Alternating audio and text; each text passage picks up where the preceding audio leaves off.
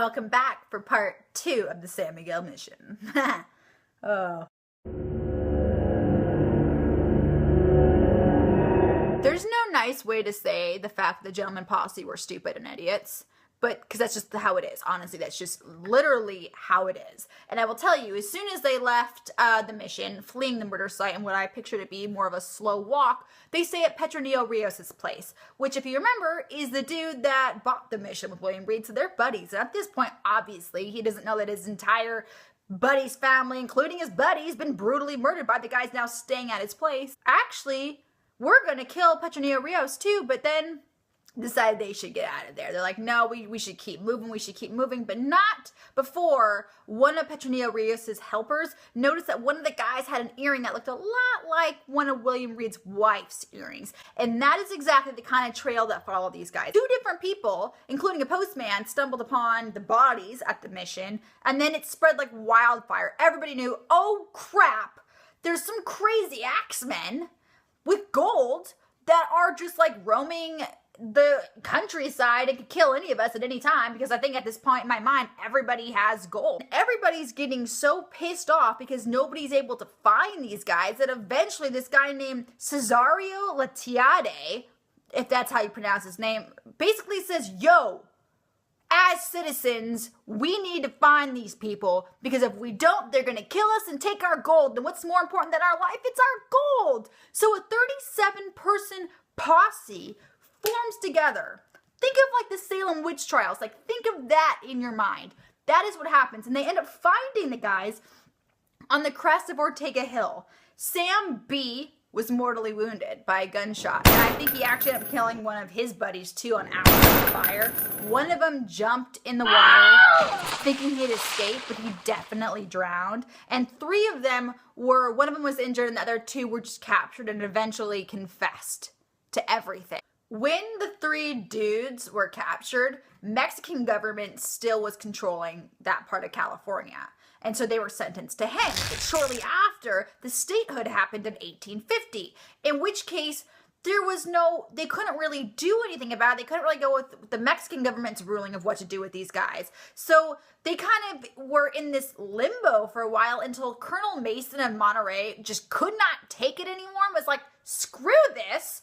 I'm going to order a 9-person firing squad. I'm going to shoot these guys. I'm going to shoot them up.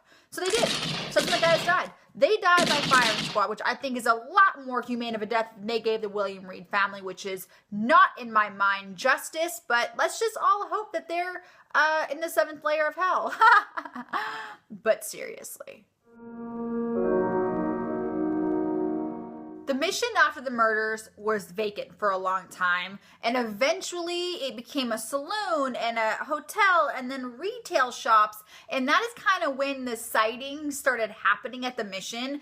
Since it's been returned to the Catholic Church, it is now an operational mission that you can go visit. People often see a woman in a white dress wandering the grounds, covered in blood, crying for her unborn children that people think is probably William Reed's wife. They also say that they see William Reed in a blue peacoat walking the grounds, which is interesting because his peacoat is one of the things that the gentleman posse had stolen from him. And then probably the most creepy is they see some little kids roaming around, which makes sense because there were a few children that died on premises. 2 places I felt the creepiest in the mission were in the kitchen area and the chapel. And I haven't heard much about the kitchen area of the mission, but apparently people do hear the intense shrieks of pain of a woman coming from inside the chapel. So I don't know, marinate on that. Definitely one of the most reputable sightings that's ever happened at the mission was the granddaughter of a woman that's worked in the mission's gift shop for 35 years came up to her and said, and I quote, "I saw an Indian boy. He couldn't talk. He had an owie on his neck."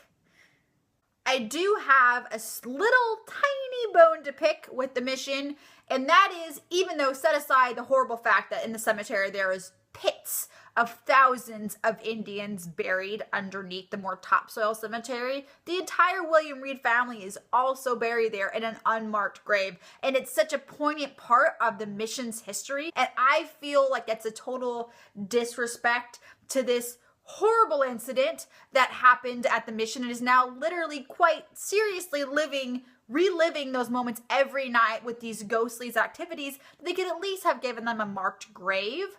But regardless, go visit the mission if you are ever in the San Luis Obispo County area. It is beautiful. It's one of the most complete missions I've ever been to.